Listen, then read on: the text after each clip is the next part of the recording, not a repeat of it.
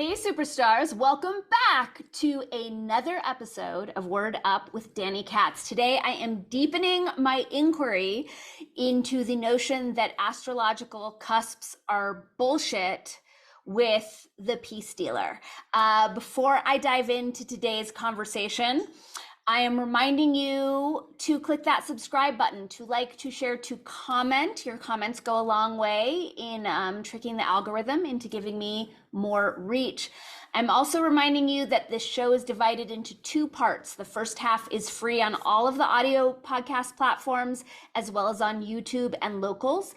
The second half is available for my paid supporters on Locals and Patreon. You can find those links below. Join whichever platform feels best to you or both.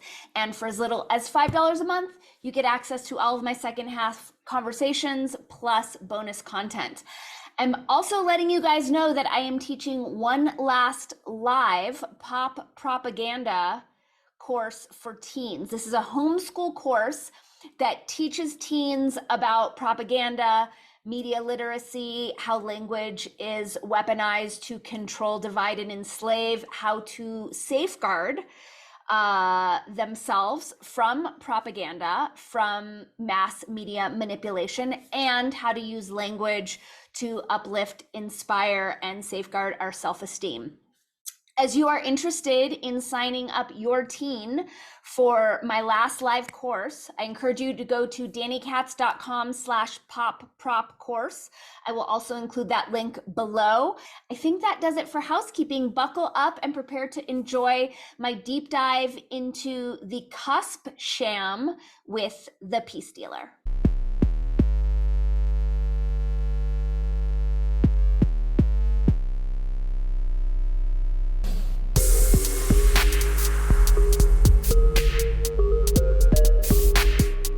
How's it going? I'm great. Nice to see you again. Nice to see you as well. Happy Gemini season. Thank you. Thank you. Yes, thank you for being an amicable air sign. Oh, yes. Yes. Got to do the best I can to repair our reputation. The Gemini reputation or the air sign reputation or both? Both. Both. Yeah. What's our reputation? Well, honestly, I feel like it's more Gemini's reputation that right. But I think air signs we get, I think only thing I can think for air signs, maybe we're just insensitive to other people. I don't really believe it. We can be, but I just think maybe they just don't know. I don't know. As an Aquarius, I totally own that. And put me in front of a Cancer, and we're just counting the seconds until I make them cry. Oh yeah. I love that comment you just said right now. That was actually beautiful. When I meet a Cancer, I'm like, when I hurt your feelings, know that it's not my intention, but it will happen. Yeah. I really appreciate that from Aquarius to Gemini, because you at least know at Gemini, we don't know what we're gonna say that made them angry. It's like, oh, you took that serious. Wow. Or that offended you. Right. Yeah. Cool. Well, I had you on to talk about cusps, but I'm noticing that it is a quote unquote holiday, but it didn't stop either of us from scheduling a podcast. So I'm so curious to know what your relationship is to holidays and the consensus reality notion of time. No, that's a really good question. I didn't even know it was Memorial Day today. So I think in my late teens, early 20s, I had just checked out and just felt deep in my core that holidays are bullshit. Like there's definitely, I get the need to honor rest and stuff, but I kind of seen that as how you take a concept that is agreeable with, but then you Trojan horse it with whatever you want to do, right? So it's like, oh, water is good for you. So obviously you should drink our water. And it's right, water is good for us, but we may not know what's in that specific water they're sharing, right? So personally, I'm not necessarily. I know when I was younger, I was a lot more inquisitive and took a much deeper like conspiracy theory element, like, oh, it's all out to get us. Like, oh, I'm not necessarily that, but like, um, I really went from feeling, okay, this is a major distraction, just meant to kind of completely put us in this illusion that any of this matters, to now feeling the same way, but it less being some like plot. I know it doesn't have to be this crazy agenda, but I know there's an intent behind it. Personally, I know if we convince each other or and I love this question. Thank you so much for asking this. Like the concept of holidays, I totally get. Like we could definitely have days off to kind of prepare, but personally, I'm just really detached to them. I really do see it as another day. Even my birthday, like I'm working on celebrating that a lot more seriously, but like I don't even notice these holidays when they come through anymore. But the major holidays like Christmas, Easter, those I feel like are for sure um indoctrination, brainwashing. But the thing that really gets to me is how easy it is for people to just, and which is my issue with it, how easy it is for people to just be like, well, it's just what we do every year. You know what I mean? They just really don't question what they are at outside of the surface level of it being a thing. And then on top of that, they don't really care. A lot of it is really apathy, like, well, it doesn't really matter, right?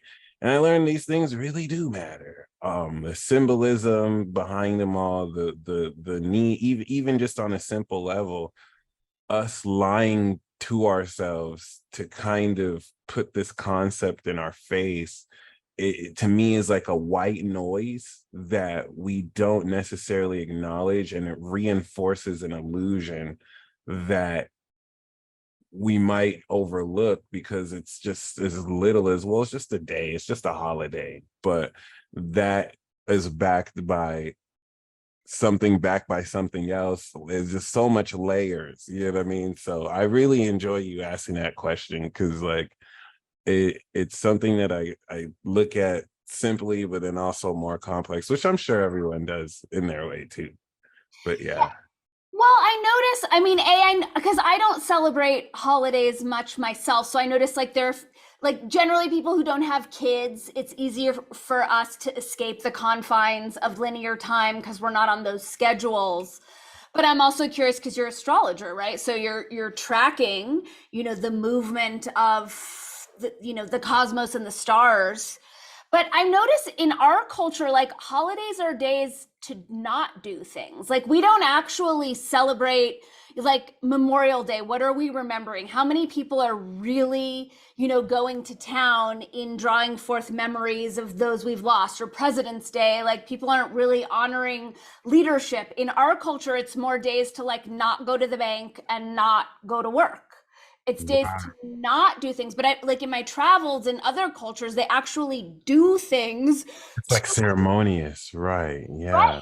Exactly. And in our culture, it's just like, oh, you don't have to hustle today as hard. That's so wild. And that made me think of like the uh what is it called? El Dia La Muerta, or cultures like that like you said, like it's a whole thing. Even back in the day, like Saturnalias were a whole event, and like it valued the rest. But the way you said it just kind of hit home, like you don't have to be a slave today, like you can just which ironically was just like Saturnalia, because the slaves that day didn't have to be slaves for the day before they went back to indentured servitude, which Right. uh, Right. But then the day that like we're all not slaves together, when people want to say like go to the lake or go to the park, everyone's there. So it's just like I just see it as a way to like keep everyone on the same track, because our notion of like time in this reality is so messed up in yeah. terms of the Gregorian calendar. Some months are 30 days, some are 31. There's this like redheaded stepchild that's 28 except for every 4 years. Like it makes no sense, except to like get us all on the same chaos track, I guess. And I'm glad you said that, because personally, like the delineation between days for like the 30 and the 28, which I love, that is up for debate because personally, I know the purpose of that is to account for the nonlinear nature of the sun's orbit. So like it doesn't happen over equal days. So that's the explanation they give us. And I do believe it, but it's still, you know, and this is what I love about what you're saying. It's like it gives us the concept as a Trojan horse for what they really, so like it's hard for us to say that that's really for the purpose to control, because I mean the concept of a holiday is beautiful, you know what I mean? Like people have busy schedules. Why are we looking too into this? It's just a day off, right? But really, if you look behind that layer, it's right. You know what I'm saying? Especially with the concepts like the science, and that's one thing that I've been really learning to accept. Like efficacy does not presuppose that you should do something. So just because something works doesn't mean that it's right to do. And it's something that we're brainwashed to believe.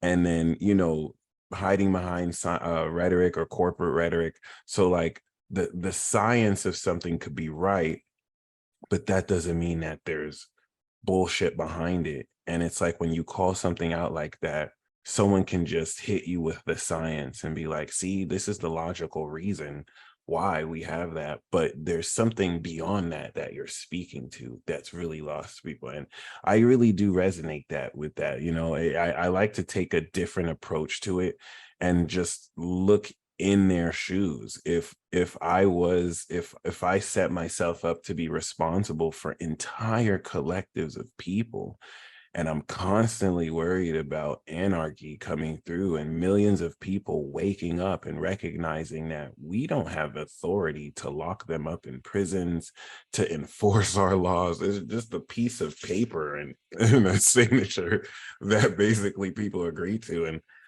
you know, I think that's that Pluto Aquarian awakening. Last time we had the French Revolution and the American Revolution, but I love how you said it, because like these things really do allow for a lot of people to just kind of be controlled, which only happens because what have been really difficult for me to accept is people want to be controlled. People want that structure, right? We want to depend on a collective authority that can have the cog and wheel moving. But how do we put that authority in check once it gets corrupt? And then you have people who are too busy to do anything about it. Oh my gosh, and once again, I think it's so amazing you're speaking of these things now because they're all coming to a head, and it's all it's all awakening. Yeah. Oh yeah. Maybe it's because I have Pluto just hanging out on my sun at that 0 degrees for the past Oh, driving me insane. there we go. There we go. Okay, I forgot your sun is by the 0 degrees. That is iconic. So Pluto's gonna be there this year. It's gonna retrograde back 2024 and then go back 2025. So you're gonna have that for like the next couple of years. Do you feel like you're ushering, like opening the door with that? I'm very curious what that's like. I feel extremely discombobulated. I feel like as 0 degrees to Aquarius, I feel like I'm always in the future anyway. But this one, I just feel like I'm taking it in the ass before the rest of humanity takes it in the ass. Like the second Pluto Yeah. moved into 0 degrees to Aquarius, I could feel it. And I've just been like lying way low, super Yeah. isolating, like everything's up for review. I've had a So bunch of dumb health stuff. I feel like Pluto, that's a perfect analogy for Pluto just taking it. And then especially before everyone else, that's valuable insight for me to know, because um I wasn't sure how to understand if, like, I thought that was more of a theory, but you confirmed you really go through that. And I think that's really important because that really does show that you're already aware of what's going down and how it's going to go down. And yeah, that's a lot of burden and pressure and intensity to kind of like go through. But thank God, another way, thankfully, you're getting it over with now too. Thank you. Yeah, Yeah. I mean, my strategy for Pluto just hanging out on my sun is get comfortable with discomfort and don't problemize it. Like I'm just uncomfortable for an extended period of time and that's okay. right.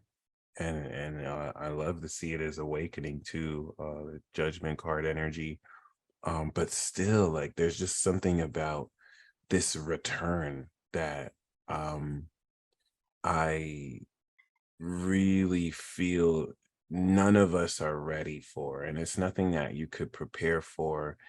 And I mean, it's nothing to worry about if you're aligned with integrity and truth. But yeah, it's kind of ironic too, because we're talking about cusps, and I do acknowledge, I don't believe in cusps, but I do acknowledge 0 degrees as the closest thing to a cusp, if we ever were. Even though if you were to say 0 degrees is part of the next sign, I would not disagree with you either. Some people can see 0 degrees as 30 degrees of the previous sign, so it's 1 to 30. But yeah, it's interesting. Yeah, the cusp thing has plagued me. I mean, obviously, my whole life, and I haven't bought into it. And my naturopath, who's also a friend of mine, he was born the day before I was on January 20th.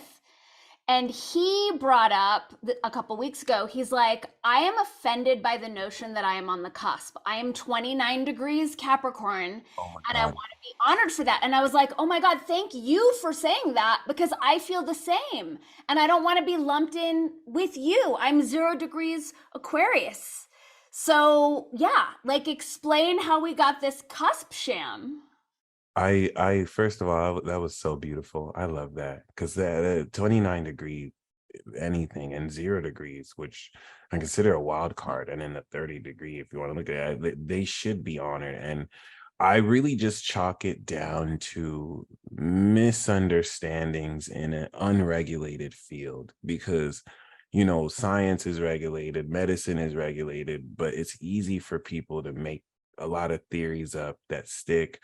Even taking this theory of the cusp, I won't necessarily like I wouldn't be angry at it because I get it, but it's a quintessential misunderstanding of mathematics and the way astrology works, right? So, I mean, you're one big mistake is the usually people who kind of give in the cusp are the type of people to feel like someone is their sign based on the date.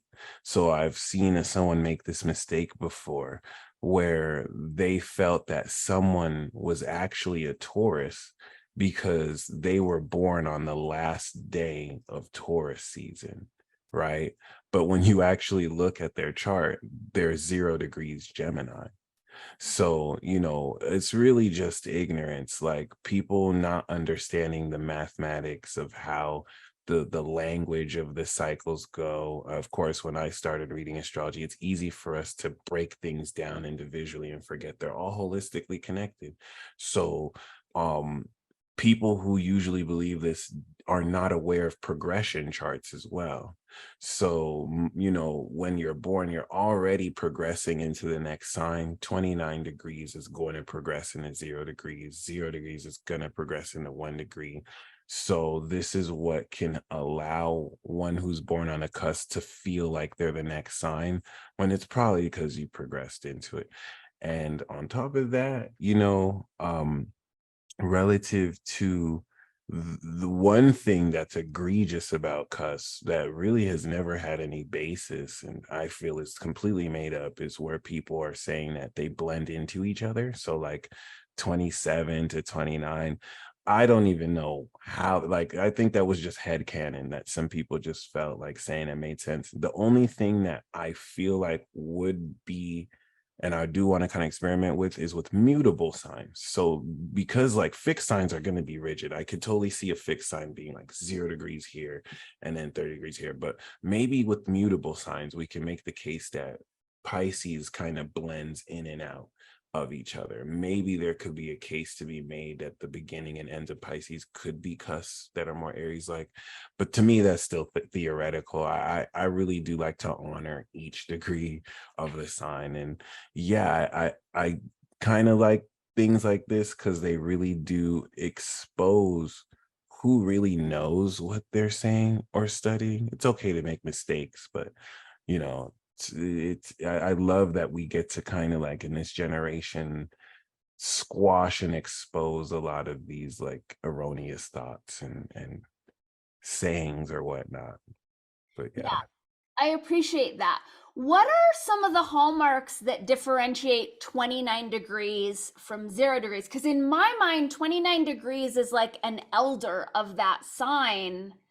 And I'm not an astrologer, I'm just guessing. And then in my mind, 0 degrees is like an initiation point. So, you know, like the difference between Aries or Pisces, like those are going to be very different vibes in terms of Yeah. like youthfulness or whatnot. But I'm curious from your expert perspective, like the difference between 29 degrees and 0 degrees of really any sign.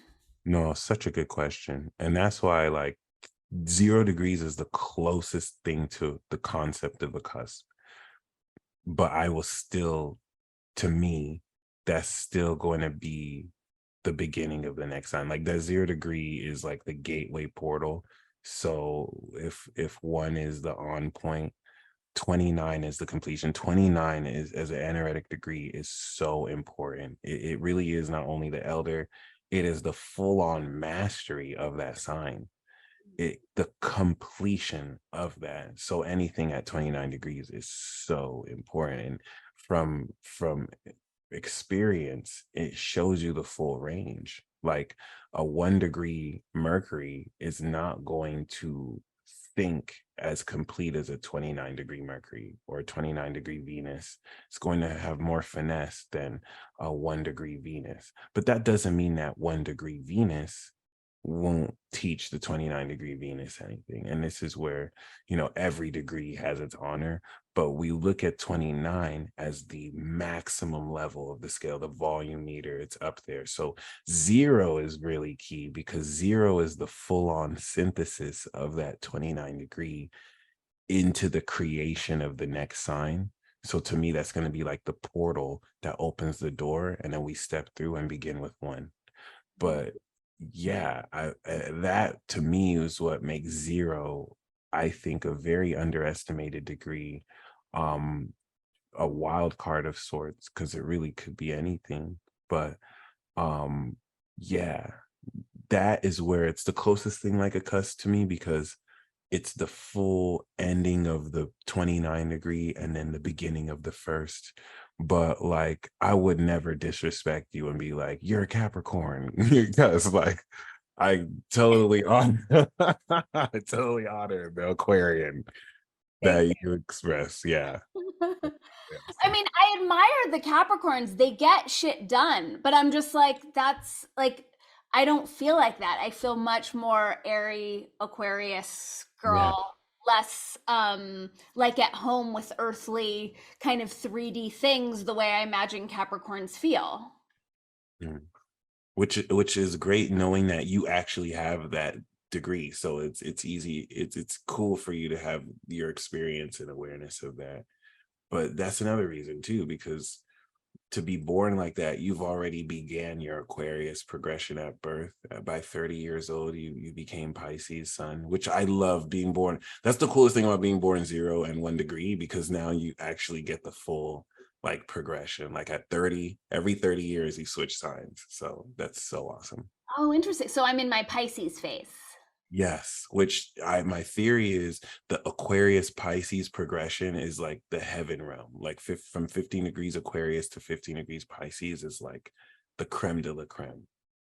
So I wanted to kind of like talk to those of you who have that progression. My theory is that your awareness is like the highest level of awareness, and you get to meet the movers and shakers in the world, and like you're in this dream spot. But uh, the reason why I feel like it's a theory is I feel like that can sound like everything is like peachy clean and gumdrops and roses, but that's my theory. Like I feel like once you kind of go through that spot, you've reached the highest of the high, which is super awesome.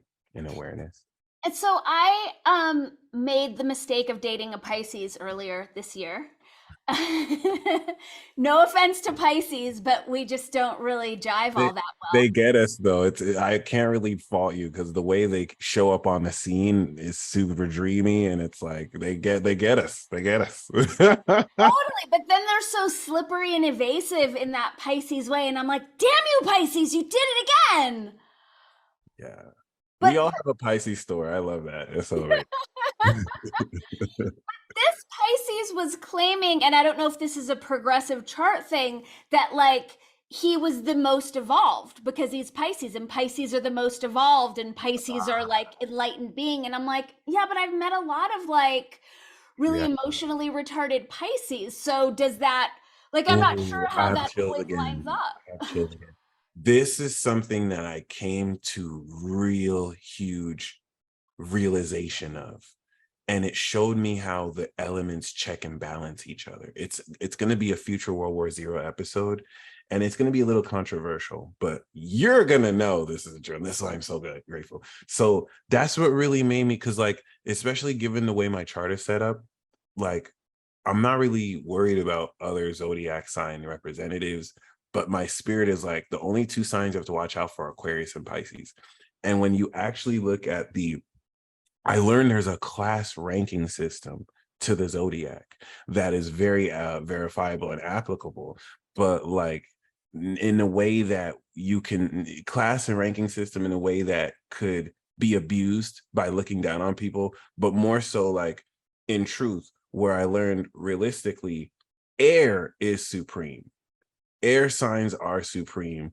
But when I say air, we have to remember we are all of the zodiac composite, right? So I really just mean the energy. So us as representatives of enlightenment and knowledge, you'll see, right? So fire is the first class, just like at the core of the earth. Then you have the earth, which materializes. Then on top of the earth, there's the sky, air, and air represents that supreme state. The only class higher than air is water, the sacred class. So I really love this debate and argument, because Pisces representing that cumulative whole is that experience of infinity, right? But this is where I realized, just like you have the judicial, the executive, and the legislative, they all put each other in check. And Capricorn is that executive, Aquarius is the high judicial Supreme Court, and then Pisces could be that legislative, where Pisces is the most advanced, but it's merely an extension of the Capricorn Aquarius act. Like Pisces is a literal manifestation of Aquarius. So Pisces is the highest vibration. And when he says that, he's half right, but Aquarius is Pisces' 12th house. So like Aquarius knows. That's why I love, as an Aquarius, you can see how Pisces could know without knowing, because they're kind of blind to that. And that's that whole lesson of how we all put each other in check. We all kind of need each other. But when you do the math, Aquarius is the highest supreme energy. That's what produces Pisces. Pisces being the quality. And so in that sense, Cap, Aqua, Pisces is the last three. They're really, it would be kind of, it would almost like, it would kind of be saying like orange juice or orange soda is like the the greatest when orange soda comes from water, which is funny, the water bear, right? It's so it's like you can't really compare it, because they're kind of the same. And that's that illusion of separation, to where we can be like, oh, I'm a Pisces, I'm the greatest, but you're not a Pisces, you're not a zodiac sign, right? So the vibration he represents is that highest level of divinity. But now when you put the sacred class, which is above air, that's because air purifies water. So, and it's crazy, water's weakness is air, right? Fire's weakness is water. Earth, or earth's weakness is fire. Fire burns earth.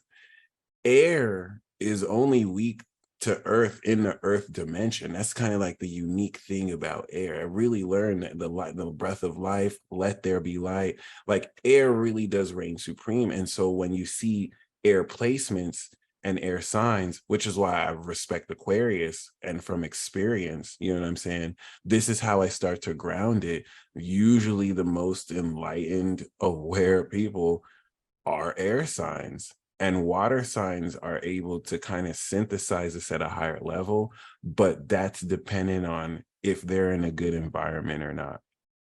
And so I do say air supreme, but of course it all kind of like interrelates. But the reason why I'm so grateful for that question is it's something that I've come to accept, where water is in its sacred sense the pure divinity that, relative to the air that clears that water, maintains that. And so that does put Pisces like at the top. And I do want to respect that Pisces is meant to be, but that's because Aquarius manifested that. And then you could take that whole theory. Capricorn manifested Aquarius, Sagittarius saw the vision materialize the earth. And that's how we all kind of like put each other in check. But my theory personally, because I always wanted to ask, I was like, wait, what's the highest vibration then if we were to put it on a penthouse? Is it the new moon in Pisces, Pisces, sun and moon? That's, if Pisces is at the top of the penthouse, or, but see, the duality with this is the new moon in Pisces is the Aries signature, right? So that means that's the new moon. That's the start of that. So Pisces would be at the top.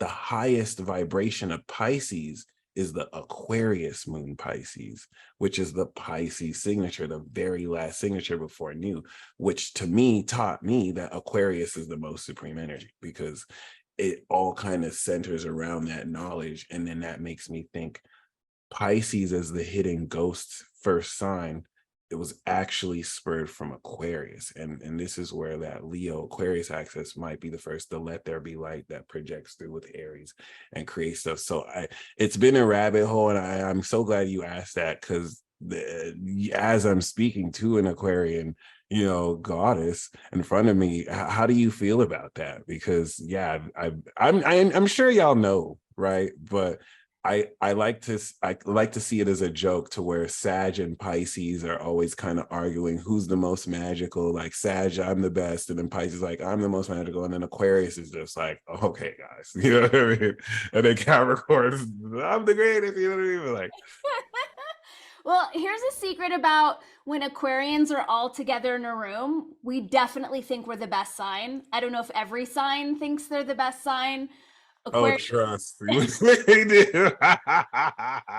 we think we're the best, but I also see Aquarians like struggling with this realm and struggling with these timelines, and 3D things don't seem to come as easily for Aquarians, at least not for me.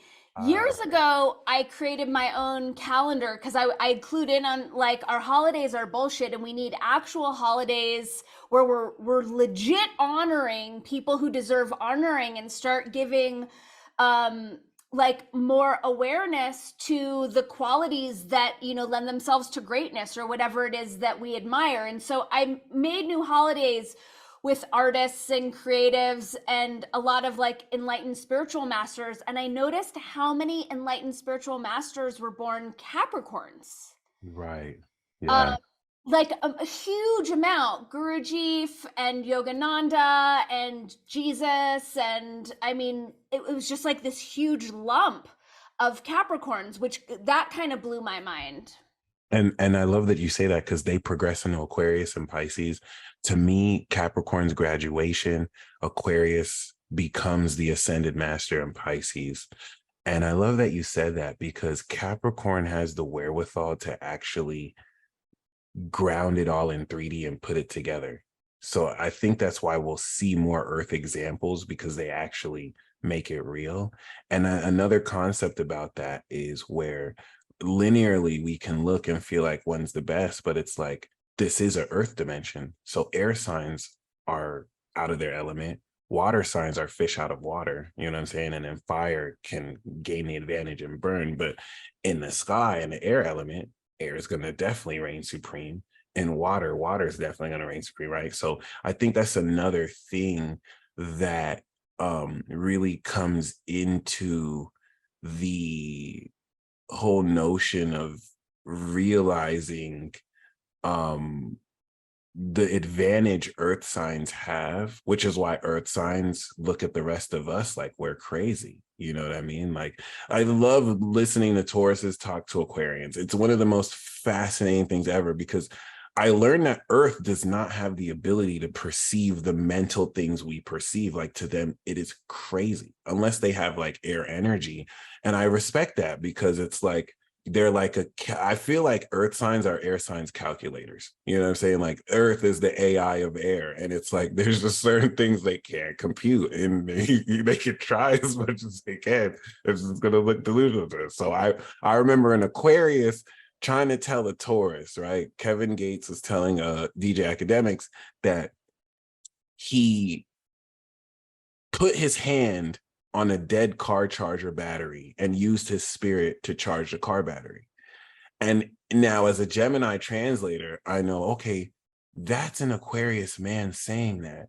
And Aquarius is supernatural. So like, if anyone could do it, Aquarius is lightning. You know what I'm saying? Like, that would make sense. But Taurus is the most grounded, like, earth sign that's not going to believe stuff to him. So the Taurus is talking to the Aquarius like, you don't have to lie, man. Like, come on, like, how you, and the Aquarius is being completely serious. And I can just see the divide, like the disconnect, to where they want to understand each other, but the earth just can't, you know what I mean? So and I'm pretty sure earth has their own prejudice and bias towards us, reasonably so, because like we don't necessarily get through in 3D. But one thing I also wanted to kind of speak on with that is, I really do consider, with fire being that first class, right? I do consider Leo into that axis of Sagittarius being the best, especially if you break down the mathematics. And then I realized there's a special quality of